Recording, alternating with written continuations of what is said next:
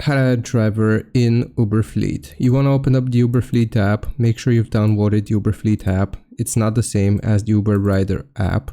You will then log into your Fleet account. You will use your Uber partner account credentials to log in. And then you want to go to the drivers section. Tap the menu icon and then select drivers. You will tap add driver, look for a plus icon or add driver button. And you will have to enter the driver's info such as name, email, phone number, and also upload the required documents such as license, background check, etc. Assign a vehicle. If you've already added a car, you can link it to the driver now. If not, you will go to vehicles or go to the vehicle section first and add one. You will then submit for approval. Uber will review the driver's documents, and once approved, they will be active in your fleet. Driver goes live. Once approved, the driver can start accepting trips using their own Uber driver app. I hope this helps. Leave a like and sub, and I'll see you next time.